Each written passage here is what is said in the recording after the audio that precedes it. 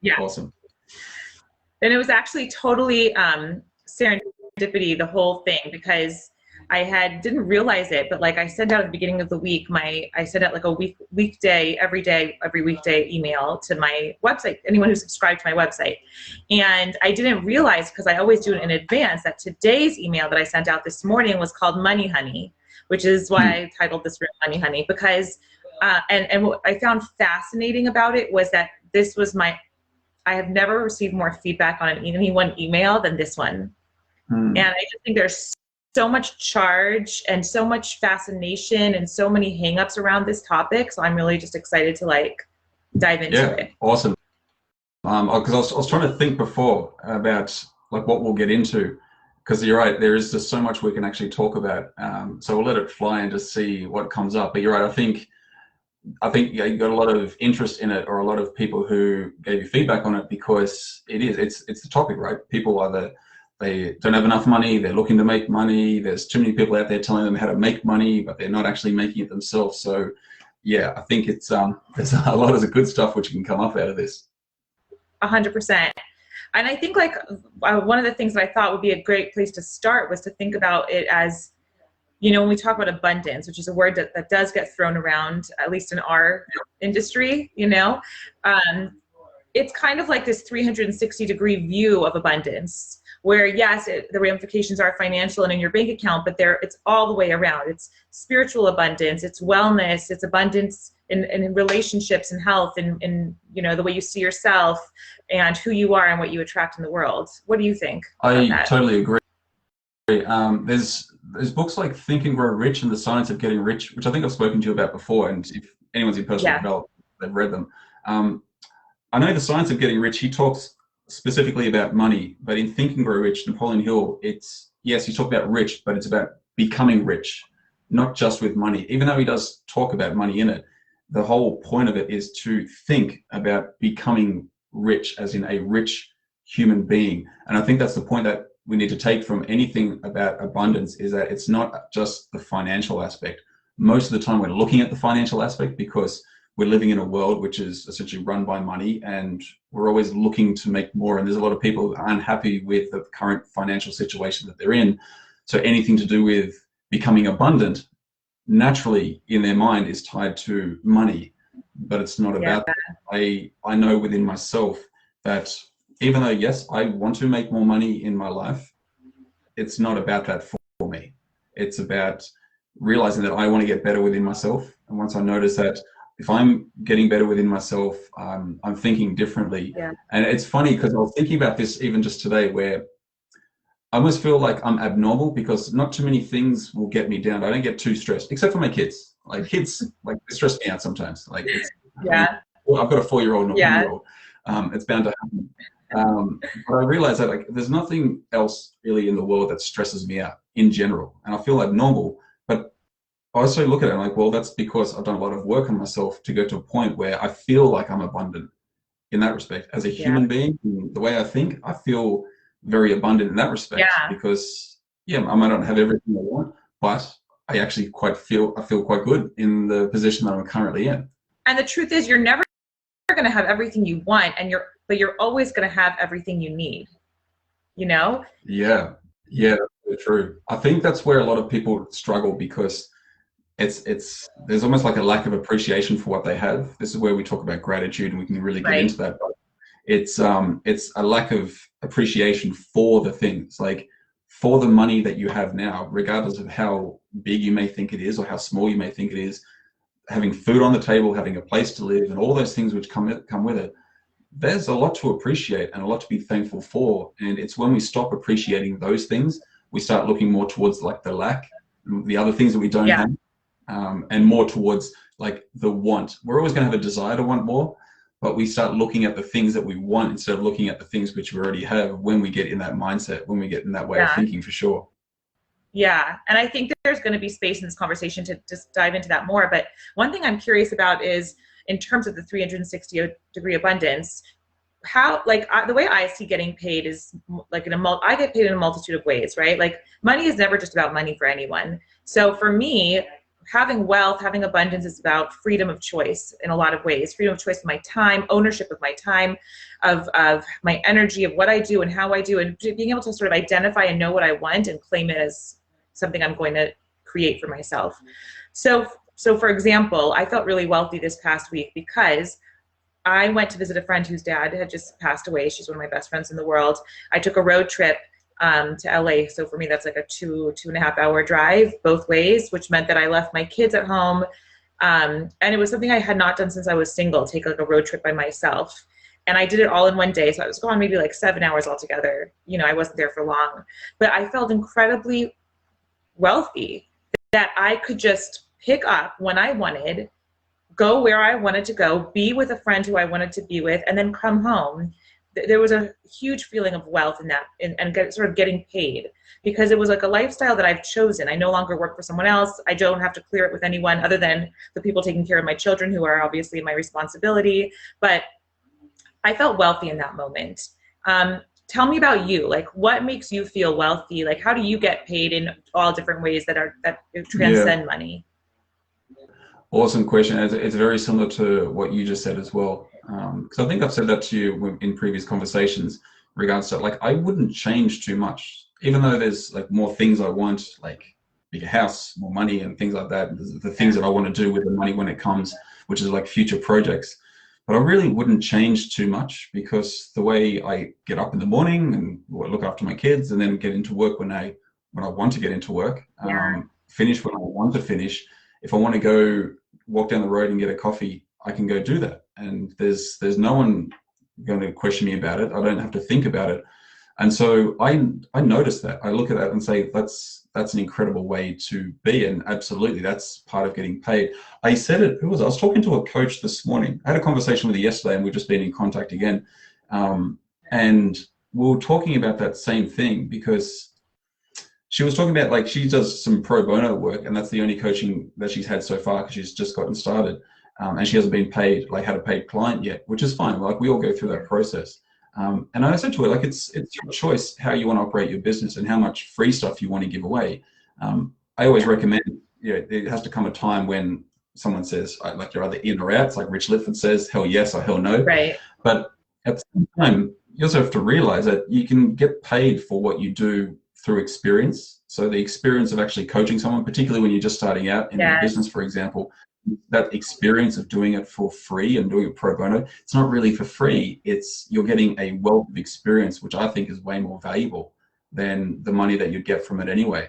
And so I notice that with what I'm doing. So I do my fair share of free sessions, because that's how I look for clients as well.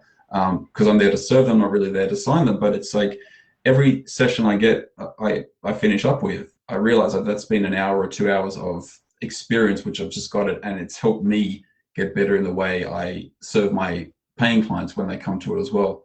So I look at all those areas, and I'm just like, yeah, I'm getting paid every day. It's just not financially like all the time. Yeah, no, that's fabulous. And I totally feel that, like, every coach I speak with, and this is true for myself, every single time I have a client, and it's not just in the coaching world, it's everywhere. I think it's really, it's a viewpoint on life. Everywhere that we have another client in front of us, whether it's paid or not, it's a perfect client for what we need in that moment for ourselves to grow. Like, when I do create a contract with someone and I realize, oh, I need to heal in this part of myself, and that's why I'm creating this healing for somebody else. Like, it's really intertwined. The other thing that was opened up to me by somebody, her name is Marion, she's an amazing coach in her own right, is that you can actually also solicit payment in the form of other things like testimonials. Like, you can create your value, the payment that you want out of anything. And you don't need to just kind of superimpose what we think we're supposed to do in order to get paid. Like, we can get paid however we want. So in other words, you can choose to do a free session, but you don't have to do an initial free session. Like, you could create like a, one session with a high ticket session that's life-changing and transformational, that requires someone to create, like, to put in an investment. Yeah, no, that's like, I absolutely agree with that. And there are so many different ways that you can get paid, but, like, I think that really gets people, or it's really a big challenge for most people, is that they're looking too much for the money. Because I think it's a hard concept to grasp, because if there's someone who's watching this and they're like, they're just either just getting started, or they haven't really been able to grasp that concept as in getting paid in various ways, they might be really hungry for money, particularly if they've been sold the idea that they're going to be living a laptop lifestyle or something like that, where they're just in trying to make the money. Then it becomes the sole focus. But when the sole focus is about money, you actually start doing the one thing which pushes money away, because you're so focused on it and so concerned by it.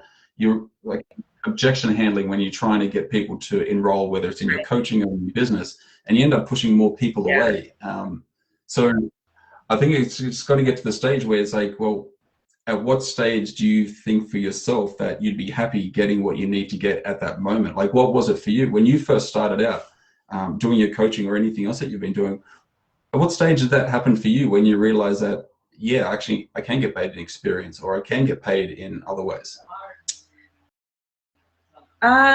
It was probably the first time I pitched. Okay, so I had been coaching for a long time, for years, in a way that was hourly and on a very low fee. So that was something I knew very well and was part-time. When I made this shift into doing something that would allow me to create a business out of the coaching, with that very first client, I had so many money hangups, and I can't wait to dig into money hangups with you. But I made that offer to her at the end of an incredibly transformational, powerful conversation where she went from victim to victor. She was crying. She was like, "Thank you so much," so full of gratitude. She wanted to continue this powerful conversation. And I said, "Well, great. Should we talk about like ways you can work with me?" And she freaked out. It had totally blindsided her. It was like personifying every worst nightmare that I could possibly have had from her reaction. I was terrified to shift the dynamic from being like a spiritual leader who just helps people and it's all about idealism, and pushing away money with like a distaste for money, which is where the money hangups get into it.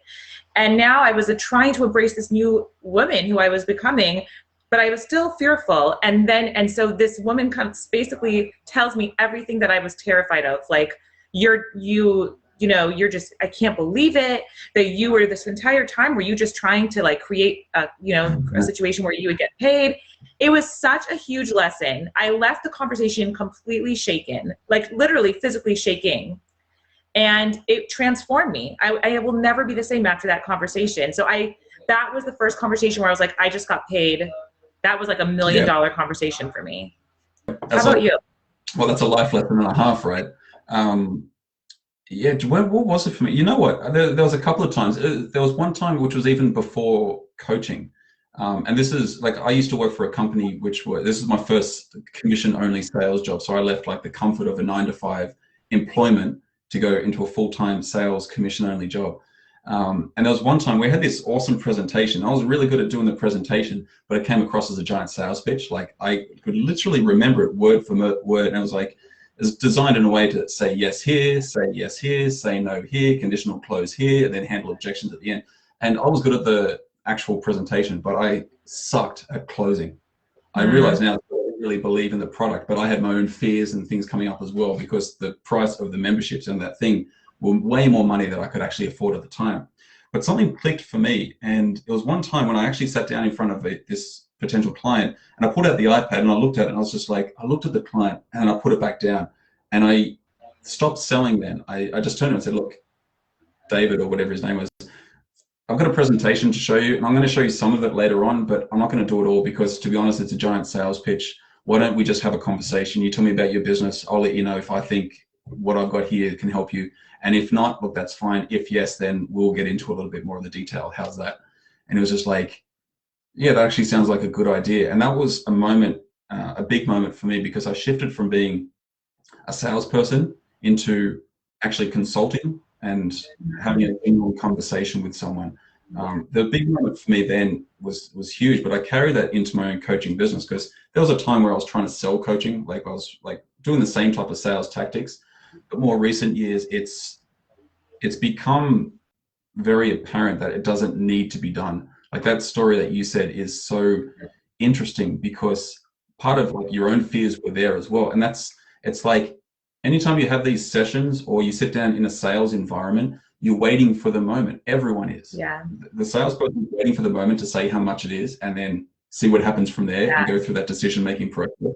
And the person on the other end is waiting for the moment when you say how much it is. Yeah.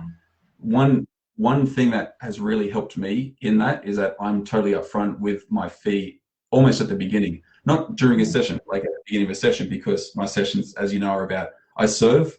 I don't even mention coaching sometimes. I don't even put it on the table. I only put it on the table if I believe it's a good fit, and then we can have that conversation. Yeah.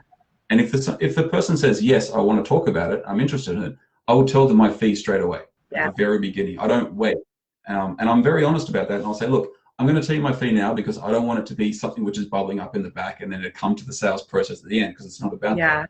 I tell them up front, and I just talk them through what it would look like. And I'm good whether they want to go ahead with it or not. Like either way is fine. But that was it. I think for me, it's like not allowing any fear about it to come up, and just being good with my own fees, be good with my own value, but just being honest about it and say, look, this is what it is at the beginning. Let's just get that out of the way, so we don't have that at the back of our minds waiting for the moment where it's like, okay, here's my fee. Right. Are they going to say yes? Are they going to say yes? I can't believe you're selling to me. This is terrible. What are you doing? There's this whole thing just to play, just to kind of get me vulnerable so I can buy something. No, that's not the right environment for it. Right. Right. I love what you're saying, and it's so like familiar. I think that this is exactly the journey that so many of us take when especially when we have a service that we're offering and it's a high-end service, that you shift from being terrified of being perceived as a salesperson, and then it becoming this big tense moment like you described, to just doing everything to kind of take the wind out of that notion. This is not a sales call. In fact, much more often than not, it doesn't feel right to me and I don't make an offer.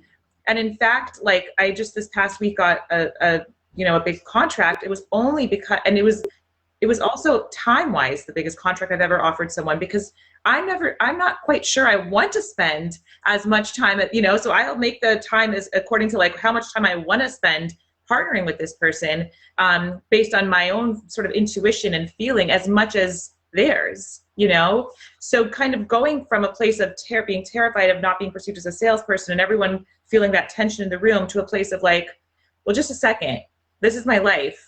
Like, I want to make sure this suits me, and sort of interviewing your client as much as they are interviewing you through the powerful conversation you're having, I think is everything. Yeah, I absolutely agree with that, because it's flipped. It's like, you're not trying to sell to them. It's like the client's trying to sell you of why you want to take them on as a client. Now, there might be some people who aren't coaches, and it might be a little bit different in their business, but I think it's the same. I think if you're selling anything, and we are talking about coaching, if you're selling anything, it's got to be good for the person that you're selling to. That's part of the reason why I don't like all the marketing things which are out there. Part of the reason why I don't really market my business is because I don't like that. I don't like doing it, but I just don't like that aspect of getting people to buy things which don't work, or that they don't really have the need for it, or if it's going to be something which just sits on their shelf. Hence, when I was working for that company, I made the decision that I wanted to find out if this is going to be good for the person, rather than going in there to try and make a sale. As soon as I stopped thinking about making the sale, like that month, I was like the best salesperson in Australia for that month. It was crazy. I don't even know how it happened, but it was part of that process of changing the way I think about it, because it doesn't have to be this big thing. Like it should just happen naturally, and there's a lot of power in getting yourself to a point where you say no to someone. It's not about them saying no and you feeling bad about not making the sale. It's about, you know what, I don't think this is a good fit for you. So let's just leave this here, take it off the table. And there's a lot of power in that, because it's not for everyone. I was talking to another coach actually recently who has got a bit of a fear of judgment, and she's been going through that process, which I'm sure we've all done before. I know I have, where it's serve someone for free, serve someone for free, for free, for free, for free. And they keep coming back. And then they're like, yeah, I want to do coaching. I'm in. Cool. I'll get back to you on Monday. I'll get back to you on Friday. No, I'll get back to you on Saturday. And it just keeps getting delayed. And this coach was really struggling, because she's like, I don't know what to do. I kind of want to let her go, but I also want to help her and serve her, which is fine. But there's so much power in letting someone go, because you know what, you are actually serving someone by saying no, because if they're not ready for what you've got at the moment, that's fine. But you also have to allow them to go and do what they need to do until they get ready, or not. They may not ever come back for it. But having that power means that you can help someone so they can go off and do Yeah. what they need to. And you also value your own time and Yeah. your own energy because you're not putting it in something which, like, it may help them, but it also may not be. You might be just be feeding something which is going on inside them as well. Yeah, I think what you're saying makes so much sense. And like we kind of create this education. Like every time you go on social media and make a post or a video, you're helping that person, that prospect, kind of like move further along in the continuum of where they want to be, so that they will be ready at some point to get help. But we've all known this feeling of like, I need help right now. This is a time that I need support. And then there are lots of times when we just don't need support. We need to internally process. We need to retreat for a while. We need to find our own way. Like that's okay too. So creating a system, I think, is part of becoming more seasoned in what we're doing, where we can educate people on our terms, where we don't have to just do one-on-one sessions one after the next until the person is like fading out into the horizon, but rather show up powerfully to whoever wants and see who's drawn in. And that person, you know, that's the first filter. So, I mean, one thing you told me before we started, because we're doing this for 3 weeks, is that we really have to not take for granted the fact that a lot, like not everybody has worked on themselves in the money area. And some people are feeling really frustrated in money. And we need to speak to those people here as well. And I think I'd love to sort of like dig into the money hangups with you a little bit. Like, tell me, before you got to the place you're in now, describe for me a little bit about like being in the trenches of the money hangups. What did that mean for you? So for me, it was like wanting more, having no idea how to get it, particularly around money. So when I first started to say, I was 30 when I started to get into personal development. So you could say late in the game, but whatever. It was just, that's part of what happened with me. And so everyone told me I needed to set goals. And so I was like, okay, cool. So I started to set goals. Didn't achieve any of them because they were weak, flimsy goals. They were just the things that I thought I wanted. But for me, it was hang-ups about like, well, why can't I make the money? What's going on? How can I actually start making money? What I realized is that, and this is where we do have to think about where people are at. But I realized inside myself, it had nothing to do with the money. It was about my own self-worth and my own self-belief that was repelling any type of abundance. It was my mindset about the only way I can make money is if I work 2 jobs. So I work a full-time job, which gives me average money, and I have to work in a restaurant at night, which is what I did for a good long while. Like a couple of times a week. Some of it was cash in the hand. It's just like, well, this is the only way I know how to make money. I'm working a lot of hours, but I'm still making average money. And Yeah. I'm not good with my money either. So all of these things were playing in my mind unconsciously. Like, I'm no good with money. I don't know how to create more money except by working for it. I don't know how to get a high paying job. All these things which were playing a big factor in it. And even when I started to work on myself, even when I started to get into coaching, like I had like one of the biggest deals of my life fall over in coaching shortly after I just started working with them because of my own self-doubt and my own disbelief about what was possible for me.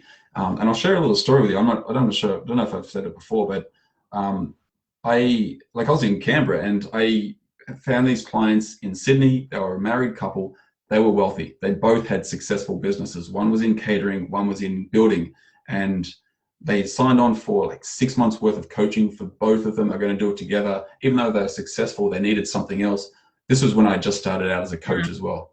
And I was working with a mentor and we were charging like 5 figures at the time because that's what he was charging. And he brought me into it. He's like, this is what we're doing together. Anyway, so I went up to Sydney and I spent a day with both of them doing what I would usually do as like my normal breakthrough session. And I walked into their house and it was beautiful. Like they built it themselves. They had beautiful scenery of the like Sydney mountains and it was just incredible. Everything was just amazing. It was spacious. It was huge. But I walked in there and immediately I felt insecure. I felt insignificant. I was like, well, man, they've got so much more than I could possibly ever have. That type of thinking. Yeah. I spent the first day with one of them, spent the second day with the other. And when I was driving back from their place on the second day, we got an email coming through saying, we're canceling the coaching. We didn't get anything out of it. It wasn't a great experience. And that's it. And this was like a big deal. I had to stop and I was actually getting pretty upset because I was like, because it wasn't about the money, it was about me. I took all of it as me.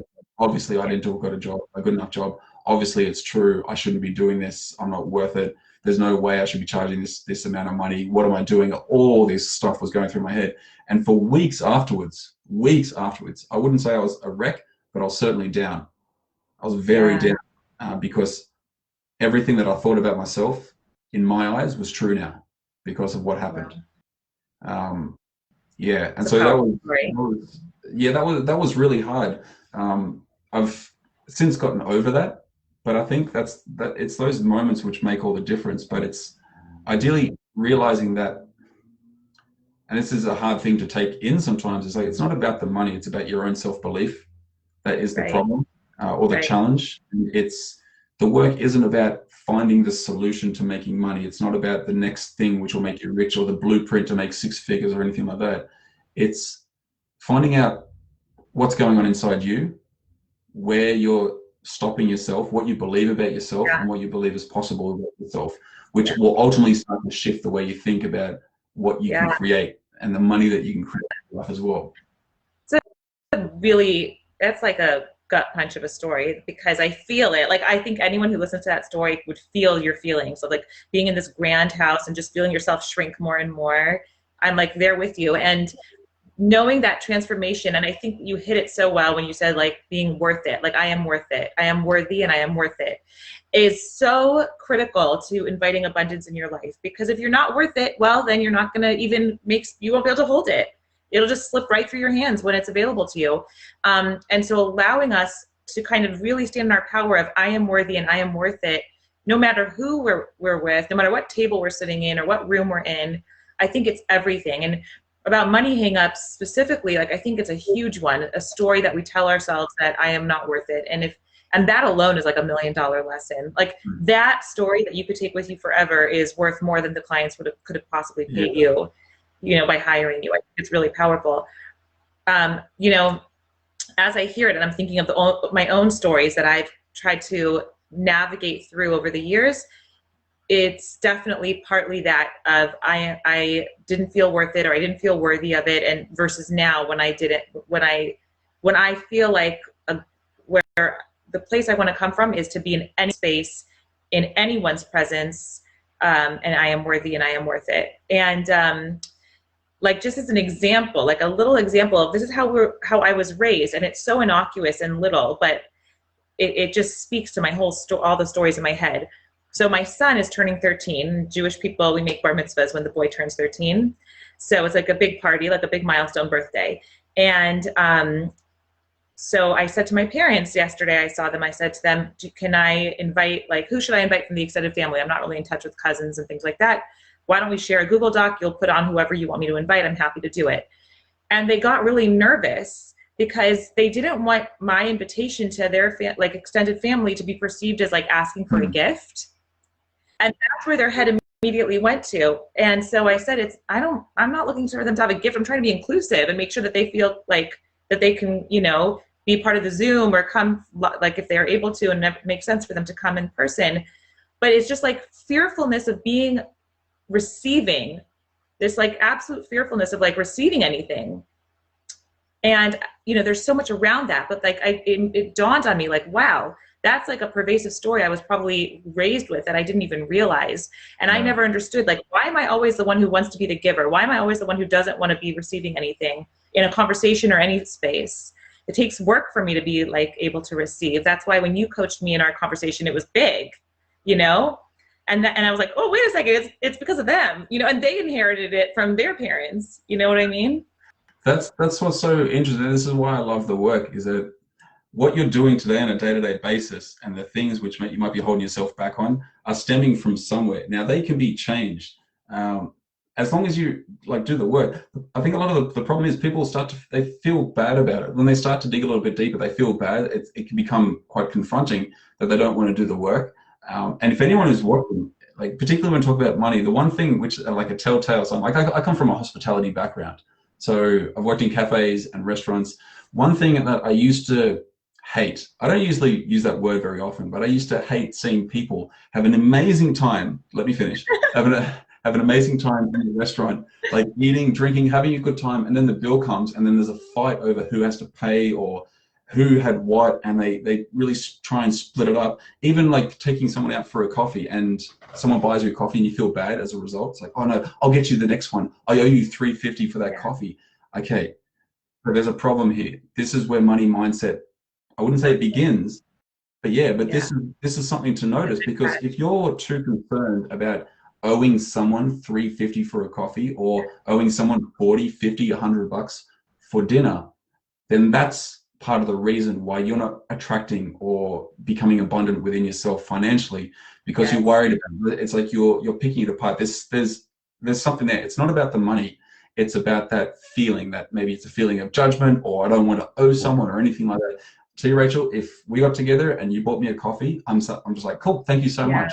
No problem at all. If you pay for dinner one night, I'm okay with it, because I also realize that at some stage, I may not pay for your dinner at some stage, or maybe I will, but I will pay for dinner for someone else, or I will buy someone else a coffee, or at some stage that will come back to me. Right, but like, you're not keeping tabs. It's not something you need to keep tabs on. Like, how tiring is that, right? But this is the thought process. It's like, this is what happens. When we're talking about money mindset, it's not about earning six figures or $1 million or whatever it is that you might be thinking about, or maybe having an extra 10 grand in your bank account. It begins with these little things that you might be doing. It's like, oh, why am I so concerned about owing someone $3.50? Why is it so hard for me to accept someone buying me a coffee or doing a nice gesture? Why is it so difficult for me to want more people, or to think that people are going to give me presents if they come to a bar mitzvah, right? It's like, or a birthday. It's like, well, what is actually going on here? Because once you can start asking those questions, then you can start digging a little bit deeper to find out where this is coming from. Or at the very least, if you're not allowing yourself to go there, that's fine. It's like, well, maybe next time I'll just accept it a little bit more. I'll just allow it to happen, be a little bit more surrendering to the process, and I'll see how I feel as a result. Because I can guarantee that if you do go through that process and you start surrendering and start accepting, you're going to feel better in general, and things will naturally come to you a little bit easier as well. Yeah, and I think that catch about the $3.50, I mean, I'm smiling because I've done that. Like, I've been like, no, I'll pay. Let me get my credit card. It was literally $3.50 for a cup of coffee. And okay, well, if you're paying, I'm going to get you next time. I've literally said those words. And you being this like silent observer watching human beings do this is so fun, because then you get to say, wait, this is like, being able to catch that out, and exactly as you said, in those little ways, is so meaningful and telling about like where we are with money. And you said earlier about like, if your business becomes all about the money, you're going to push away money. And this plays into that. Like, if your focus is all about the $3.50 or the present or the being a recipient, it has to be that you loosen the reins a little bit with money. It can't be that we're gripping so tightly to the money that I don't want to receive and I am afraid to give. And, you know, like, it just becomes a focus that's like not healthy and doesn't invite abundance in at all. So I love, that's a great catch. That's a really, really good catch. Yeah. It made me laugh a lot, because it just became so petty. And I think if there's that pettiness, it's like you're being petty to yourself as well. Like, there's a part of you where you're not accepting yourself, you're not valuing yourself, because this is what it all boils down to. Really. Like, you're not really evaluating yourself, that someone's willing to do something for you, whether it's a favor, whether it's a buy something. It's like, who am I to deserve that? You know, I'm not really worth someone being nice to me or anything. I was had a session with someone recently at the very beginning. Like, this is another coach, and she does incredible things to help women with self-esteem and their own challenges. And one of the things she said, like, I asked her being in the session, how can I serve you today? And she's like, oh, and she like, well, why does that feel weird? She said, it feels weird. I said, well, why does that feel weird? It's like, who, like something along the lines of, who am I to be served? Like, it's like, I don't deserve it. And she's out there serving people, right? But someone who's out there serving and helping is also struggling with being served herself, which is very counterintuitive, right? Right, 100%. And also there's this underneath that is also like, I don't want to receive because I also don't want to owe anyone anything. Like, I don't want to be indebted to anybody. It's sort of like a lack of belief that I'll either be able to say that I want to give when I want to give versus passing when I need to pass, and like that I'll have the resources to give when I want to give. Like, it's just a general, like, deep rooted lack of belief in the whole thing. Like, I always would skip out, or I would oftentimes skip out on a meal train after I had a baby because I didn't want to feel indebted to anybody afterwards. Mm. And I realized looking back, like I was afraid if I owed someone, and I was working also multiple jobs, I was exhausted all the time. How would I ever be able to reciprocate? Like I would never be able to make the time to reciprocate or have the energy. I just would rather isolate myself, not receive any help, soldier on, and that's it. And it's completely, like, it's such a shift to then go to this space of like, well, actually, I could just say yes if I want to give to someone, and no if I don't want to give to someone, and I'll have what I need when I need it, so it will be fine. Yeah. The other thing I wanted to tell you was recently I have gotten two total opposite pieces of feedback about this whole idea of like kind of high-end coaching. And one of them was, someone said to me, like, you do premium coaching. Like, I know what you do is deeply transformational and really high end. And so I kind of look at you as like creme de la creme of the coach, of like our community of coaches. And so that made me feel great. And then the other side of it was, someone said to me also recently, someone told me who's a coach that they charge X number of dollars. I don't remember how much it was. Do you think that sounds reasonable? Like, is that right? It was totally reasonable in the coaching industry. In fact, it was like on the lower end. And I said, it is. And I could feel the person's judgment and negativity around it, and that tightness, like around the money. And I realized this person is never going to be able to invite abundance in if she hangs tight to this attitude. The only way she'll be able to invite more in her life is if she's loosening herself mentally enough to be able to put that out there and say, I'm worth it, I'm going to invest in myself, and all of that. So that's also a big one. Yeah. And it was just fun to hear those opposite views in like the same span of time. Yeah, well, it gives you a good idea where someone's thinking. Yeah. Because I think it was part of my NLP training. They gave an example of like some successful NLP trainer.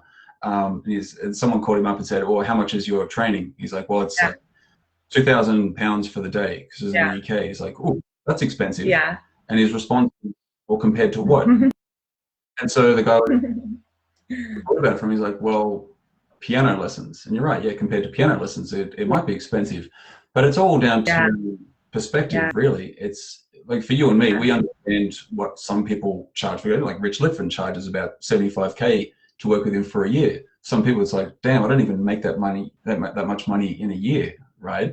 And then there's other coaches who struggle to charge $50 per hour for their coaching, right? Right. And it's total polar opposites. But what's the contributing factor there? It's like, well, it's just what's going on inside your head at the moment. It's like, well, I struggle to charge $50 per hour because am I worth that? Yeah. Why don't you raise your fee to 100? Oh, I couldn't possibly do that. But then you've got other people like, you know what? I'm going to raise my fees. In fact, I'm going to double it, or I'm going to even triple it, because where I value myself. Because you and I both know it's not about the money. Right. It's what happens as a result of the money. And if there's enough value in what you do, they will quite happily invest. Yeah. But part of it is investing in themselves, or putting themselves out there to actually do that and saying, you know what, I'm worth it. It's not that you, Rachel, the coach, is worth it. Right. Or maybe it's like, I'm worth investing that much money on myself. Right. And if I put that much money on the table and it's a big chunk for me, then I'm going to do everything in my power to get the absolute value out of it, because it's not up to me or you, Rachel, for our clients to get value in what we do, even though we're always going to show up powerfully because that's just how we operate. Yeah. It's a person. It's their responsibility to get the value out of it, right? They can utilize you as a coach as much as they need, but if they don't do anything, if they don't implement, if they don't integrate, if they choose not to do anything with the coaching, then it's not going to be valuable for them. But it's not up to you or me to do that. It's up to them to be able to put themselves out there, do what they need to do, and if they are investing a higher amount, it's like, well, they're going to do everything in their power to make it work. Yeah, absolutely. It's such a gem what you're saying. Like, the idea is that you can want to be coached by somebody, but in the end, you're only going to invest that money if you think you're worth investing in what you want. That's the game-changing factor. And actually, Rich Litvin charges $100K for the year, and he just raised his price to $180K for the year. This is in this past week, because he saw a grotesque-looking watch. This is actually funny, on sale. he thought it was the ugliest looking watch he had ever seen. He wouldn't be caught dead wearing it. It was on sale. It was selling for $400,000. And he thought, if that god awful watch can sell for $400,000, I am certainly worth 180. And so he raised his price this past week. So it's kind of, when you look at it like that, it shifts everything. No, I agree. But it's a stretch. Like, as you know, I'm essentially doubling my fee when it comes to August. And for me, that's a stretch. Right. Like it's going to push me outside of my comfort zone. And even though like I know I'm worth it, part of me is still like, are you though? And that's the part that I've got to work on. Right. And I'm just like, well, no, waiting for August. That's it. This is what I'm doing. Probably going to hear more no than I hear yes. But that's fine. The ones that do say yes. I love that. Yeah. But that's it. It's like the ones that do say yes. That's the caliber of people I want to work with. Not that there's anything wrong with anyone else. It's just like, if you're willing to put that much, if you're willing to pay 180 grand for coaching for Rich Litfin, then that's a big part of you stepping up, like big time, to be able to put that much money into 12 months worth of coaching. It's like, okay, cool. You're going to get a lot out of it because you're making that investment. You're essentially saying, I'm worth spending this much money to grow myself. Yeah, absolutely. And this is what I love about you, is that you really walk your talk. Like, you are someone who raises your fees when you're ready to say, wait a second, I'm providing a tremendous amount of value here. I'm worth it. I'm going to shift my fees up. And that you give yourself a deadline, and that you give yourself time to mentally prepare and get into that role. Like, you're not willing to just wake up Monday morning and say, okay, I'm doubling my fees. No, that wouldn't feel like an integrity for you. But you will say, I'm going to give myself X number of months to step into the more powerful version of me that knows my value even more. And I love that. And it's drawing people in who know their value even more. Essentially, that's what you're doing. I think one thing I've learned, particularly these last 2 years, has been huge for my own thinking, my own growth. But one thing I'm very much about is taking pressure off. Like, same with my clients as well. Help them take the pressure off themselves, because we're told all these things that we need to do. If we want to be successful, we've got to do this, got to do this, got to wake up at 4 a.m., got to be doing meditation, got to be doing all these type of things, we've got to read like a CEO and all these type of things. And I get exhausted just thinking about it. All this stuff is so overwhelming. And then when you start adding money to it as well, it's like, oh, you got to earn 6 figures, you got to earn seven figures. I can teach you how to do that. I can get into this. It's too much. Part of this, and this is, you asked me how this my session was with my client recently, just before we started speaking. Very much about surrender. They're at surrendering to her life, really, because once we can actually surrender and let go of all these things that we must do, like, have to double our fees tomorrow. No, you don't. You know, there's still a process that you're going to have to go through. If you want to double your fees, go right ahead. But there's still a process you have to go through, because it's not about the money that you're about to make. It's about the person that you need to be in order to make that money and maintain it as well. I say this to anyone who's looking to increase in the value of their business and how much money they make. It's like, if you want a successful business, if you want to make $1 million, or you want a multi-million-dollar business, or whatever it is that you're working towards, remember that who you are now and who you need to become to make that happen, there's a big gap. Right, that's where all the work comes. But it's not about making that; it's about sustaining it and then increasing it later as well. Because you've heard the classic story of someone becoming a millionaire because they win the lotto. So they suddenly $1 million overnight. Everyone's dream. Well, is it? Most people that win the lotto lose it within the first 12 months. Wow. Hold it, because they didn't get their thinking up. They didn't have time to become get $1 million mindset, if you want to call it that. They didn't go through a process to work on themselves, let go of what they need to let go of, think about who they need to be, and more importantly, who they need to be after that in order to grow on what they have created along the way. That's a really important point. And I think, I have a friend who's a powerful leader, and she's trying to shift into the coaching world more and more. And she said to me, like, you're a few steps ahead of where I want it, like where I would like to be is where you are right now. And I wish that I could really focus on my business, but life is just getting in the way. Like, I'm busy, and I've got the kids, and I've got this and that and the other thing. And I said, well, what if, and this was really powerful to me, what if you didn't have to wait for your business because of your life? What if you revolved your business around your life, and instead of the other way around, where you're waiting for it to stop, so that exactly how much time you need is exactly what you have. Exactly the amount of focus you need is what you have. So for example, because of Corona and, you know, all the testing required, I had my toddler at home last week for a few days over a runny nose. And it was like so frustrating initially. And then I thought to myself, well, wait, this is exactly what I need to grow my business this week. And it turned out it was like, I actually really needed to slow down and only spend a couple hours on my business in the day, as opposed to my usual, where I'm more focused. I needed to step away from everything for a little bit. I needed that time to kind of get objectivity, process more. You know, it just helped me. It helped me to integrate, and I saw that. And so that's a very different perspective than saying, ugh, I got to press this pause button again. I'm delaying my business again. No, I never pause my business. It's always in motion. It's as I evolve, it's evolving. And I think that's a big one in terms of like people trying to accumulate wealth and trying to, you know, create their wealth and abundance, is we have to allow that abundance to circulate around our lives, Yeah. instead of vice versa. Stop giving excuses as well, because that's a really classic example of the person you were speaking about then. It's like, well, I'm waiting until, and then I'll pull the pin. Okay, well, that's fine if that's what you want to do, but that time never comes because you're allowing all these things to happen as a result. I always say anyone who's getting started in business, whether it's coaching is always a good one because you don't really need anything to get started. Yeah. But it's like the only thing that makes a coaching business is someone paying you for your service. Yes. That's it. Once you've got a paying client, then you have a business. Outside Not of that, just website. Yeah, that's right. Not even a business card. But that's so true. But that's the trap, right? This is what people fall into, because like, well, they think they need it. And once I've got my website, once I've got my social media, once I'm creating all this content, once I'm sending out emails, once I've got my business cards, then I can look for a client. No. Yeah. You need to find a client first. You know, find someone that's going to pay you. And if that is a struggle, then that is where the challenge is. It's not putting yourself out there. And that's part of where like it's rejecting that money as well, rejecting the person. Like, because it's like the fear might be, I'm not worth someone paying me to coach them for whatever reason is in their head, which is the thing that stops them. But they use things like, well, I don't have time, I've got a family, I've got a work that I've got to do. Those are the things which are being used as an excuse, because it's very scary to put yourself out there. Hence, the money mindset really comes into it as well. It all begins back in there.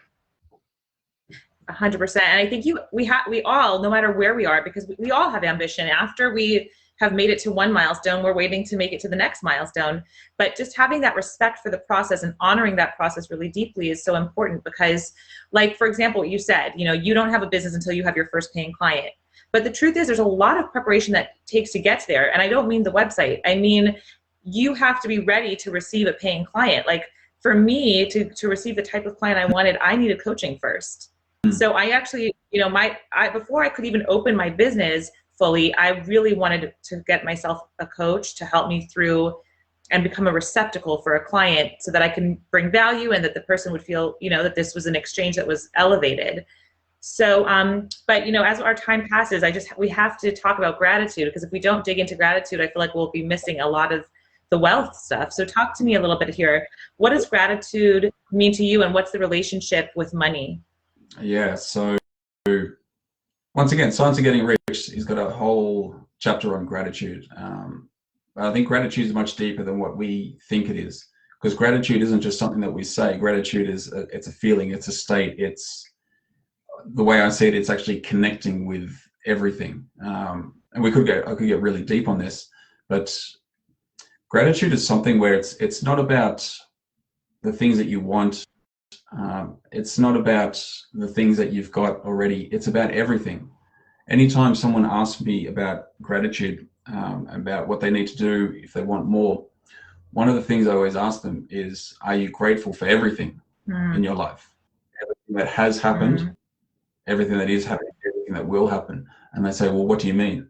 It's like, well, are you grateful for your past? I'm like, well, I've never really thought of it. I'm like, why do you ask? Well, if you're not grateful for your past, then you see it as something which is a burden, or something that was not right, whatever you've lived through. But there's absolute power in realizing that you are who you are, and you are where you are as a result of what has happened to you in your life, whatever it is. Most of the time when I'm having that conversation with someone, just like we're having a conversation now, we have both gone through our own journeys, doing our own thing with our own hardships and challenges. They may not be as hard as other people have lived, and I'll absolutely put my hand up to that. And I say, in general, I've lived a pretty challenge-free life for the most part of it. But all of it has got us both here. And no matter what situation you're currently in, what has happened to you has got you here. And so the beginning of gratitude starts with everything that has happened, everything that you've gone through in your life, everything that you've had, everything that you've been given. I think there's a really good book called The Magic, which is all about gratitude, but being grateful for every dollar that has been given to you, every dollar that you've earned in the past, that you've had in the past, that has contributed to you being able to buy the things that you wanted to, being able to put food on your table, being grateful for every meal that has been given to you, every meal that you've been able to eat, every glass of water you've ever had, for the clothes you've worn, everything. And you can replicate that on everything you've got now, like the money that you do have. Are you grateful for the money that you have now? Or are you too concerned about the money you don't have yet? Right. Are you too worried about what's coming up? Right? Yeah. And it's, are you grateful for the $10 that's in your bank account? Well, no. Well, why not? Because you've got $10 there. There's a lot you could do with it. You could even give that away and have no bearing on it and be totally broke and be good with giving it away. And you'd be grateful with that experience. I think Anthony Robbins did that. I think he gave his last bit of money away in his early days. And as a result, really helped someone's life because he gave it away to someone who was actually needed some food. I think that's where it begins, because I think gratitude is the thing that we're sold a lot of it in personal development. It's like, go through like a gratitude course or learn how to be grateful. But it's very simple. It's not just saying it. It's just connecting with everything that you have, everything that you are, everyone in your life, everything that has gone through your system, all those type of things. Because it's actually quite a deep spiritual process. As a result, all contributed to you being alive and being here, all of it. Yeah. I mean, you said that also beautifully. I'll just to process it for myself, the way I see it, what you said, because I think you've really articulated this point, that again, that 360-degree view on gratitude, where you're not just grateful for what you have financially, but for everything. And like, just this, there was an epiphany I had that I had to be grateful for my 20-year-old, 25-year-old, 30-year-old, 35-year-old self with all of her mistakes, but she didn't know what I now know. And I needed her to be who she was in order to get to where I am. Like, I needed her to make all those choices. I needed her to do all that stuff, and just kind of going from a place of like, people could feel so much shame, to a place of like, well, maybe they can forgive themselves, to now a new elevated place of, actually, I'm grateful for everything. It's so transcending. Why do you think it is that there's this intrinsically tied up relationship between gratitude of what we have and receiving what we want, receiving more?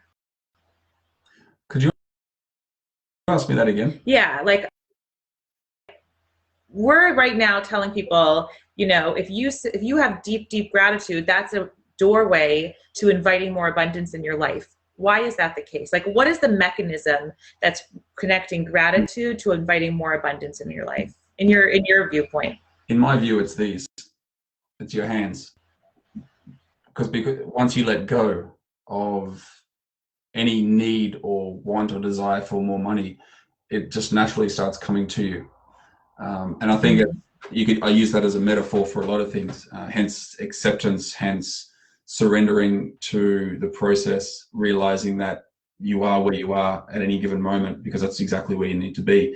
But as soon as you can let go of the need, and I don't mean like the need to like put food on your table or anything like that, but the need of more, once you can let go of that and just accept that more will come, I think that's the connection there. I think most of the time people are so it's like their problems, they're hanging on to them. Like they create problems within inside themselves, because the problems aren't really outside. Like anything that's outside of ourselves, it doesn't matter what's happening in the world, doesn't matter the state of affairs in your current city or whatever's going on. There's a lot of things that you can't change, right? But when we talk about problems like not having a money mindset, having beliefs which aren't serving, and all those things, these are all problems which we create inside ourselves. It's like having that responsibility, accepting that you created those, and then realizing that you're hanging on to them for whatever reason. There's a particular purpose being served by hanging on to the problem. Once you can let that go, that's why we call it a breakthrough, because it's like you let go. Right. You let go. What happens? Right. We don't say we lose. We say we let go of weight. We released weight. why, because in your mind you release it and it's gone Yeah. now. And it's the same type of thing. It's like once you can let go, like truly let go and just be good with who you are and where you are now, even though you want more, and just know that your ability, you can create more, because if people have done it before, you can do it yourself. Yeah. But once you can let go, I think that's the connection, because that frees you to be creative. It frees you up to be resourceful. Yeah, I totally agree and love that so much. And I think what you're trying to also say is essentially like the gratitude changes who you are to become someone who is capable of holding on to something new, and not the problems and not the resentment or the shame or the fears, but the love and the joy and the health and the wellness and the happiness and the relationships and the money, you know? So I love that concept, and it's so deep, and it's never about the money. And what we're talking about is, yes, it's the byproduct, but it's not about the money. It's who am I? Who are you, that you're able to receive more or receive less. I also wanted to say, like, a really important point is kind of like a flow chart of, you have gratitude, deep gratitude, know you're worth it, and you invest in yourself. And then you're drawing people in and money in and attracting money. And it's like, just like this real float of, I'm willing to invest in myself and put out money, and I'm getting back money. And businesses know this. Like, every good business knows, I have to hire a team, I have to hire marketing help, I need to pay social media platforms to share my message, I have to pay the engineers to create the product. They know in order to make profit, the bottom line, they need to, they need to spend. And we need to be able to see that as well, that flow of energy of like deep gratitude for what I have, willingness to invest in who I am, and then seeing, receiving deeply. So for me, that's a big one. I'd love to end. Did you want to say something? No, I was pretty much going to reiterate what you just said, because it's all about the flow, and that's like ties into what we were saying before about letting go. It's flowing. You know that state. Yeah. And anyone who's watching, like, anytime you're doing something, you don't have to think about it, and it feels good. It's like, that's the flow. That's what us human beings should be operating at all the time, like without creating the other challenges. And so when we've got that flow, you're right, more comes to us at the same time. Yeah, 100%. I'd love to end with a powerful question to you, and I'd love to hear your answer. For me, this feels like a powerful question. If a client is coming to you, or any human being, and says to you, Nathan, I can't even put food on the table, I don't have money to feed my children. You're talking about abundance and change and becoming like new person. Where do I even start with something like that? See, I don't think that's a really good question. That would take so much longer than a quick answer. So where would I even start? Well, me being me and my coaching hat, and depending how much rapport I had with this person, because I'd have to have a lot of rapport in order to say this, but I'm going to say it anyway. I would say, when did you choose to have this situation created? Because part of that, I would want to understand how the situation happened. Now, it could be circumstances, there could be things which are out of their control, which is perfectly fine. But I would want to know where their thinking is at to begin with. And so I don't think for me anyway, there's not a clear-cut answer. It's like, well, where do I begin? Because the answer to that is just like, well, begin with working on yourself, which we've kind of established already. But for me, I don't want to understand if this person is willing and ready to take responsibility for where they're currently at now. Yeah. And if the answer comes back no, then it probably would be a lot more difficult for them to change things. Because if they can't put food on the outside of any external circumstances, like if they've been evicted or whatever is going on, but it's realizing that there's a responsibility on the person to take control of the situation. Now, it's not going to change overnight. Right. Might be really hard for a little while, but not impossible to get out of it. There's always something to do, and there's always ways to work. And it's, I think, realizing that there's a responsibility on the person to do better for themselves is the first step to understanding that there is something that can be done about what's happening. Yeah, that's a brilliant answer. And it's so true. Like, So true, because so often people come to me and they're like, I'm growth oriented, I'm a good person, like I just want my life to be great. I don't understand why I'm in this plight. Not always money related, it could be a variety of things. And the first step, you're absolutely right, is always how did I create the life I had? Because if I'm not willing to acknowledge that I've created my life now, how in the world am I ever going to be able to create the future me? Right. So that was just brilliant. And I'm so that was like a really great way to kind of end things, wrap things up. Is there anything else you wanted to say here before Oh, we close up? there's a lot, but I think that's probably a good way to finish. Okay. Leave people thinking a little bit. But no, it's been a really good conversation. I always say it's if anyone who's watching this is struggling, then just reach out to someone, because there's so much help out there. There's so many people you can reach out to, whether it be like you, whether it be someone else who knows about money or whatever it is. But don't ever be shy to reach out and ask for help. Yeah. Like, don't feel like you're not worth anything. Just make the call, reach out. And that Like, what's the worst thing they have? And they say, your first step. what's that? That's like that could be your first step. That what you're describing is like the first step in saying I'm worth it. I'm Yeah, investing in doing something brave and reaching out to someone and asking for help, even if it's just a 20-minute, 30-minute conversation. I'm yeah, worth that. 100%, I can. 100%. Yeah. Because once you do that step, the next one will become clear to you. And every time you do something like that, it starts to install a new belief. It's like, Yeah. actually, maybe I am worth it. Wow, maybe I am worth it. Wow, someone just paid me for coaching or whatever it is. Well, I just got my first client in my business. Wow, look what happened. I Yeah. wonder what had happened if I hadn't taken that first step. Right. Right.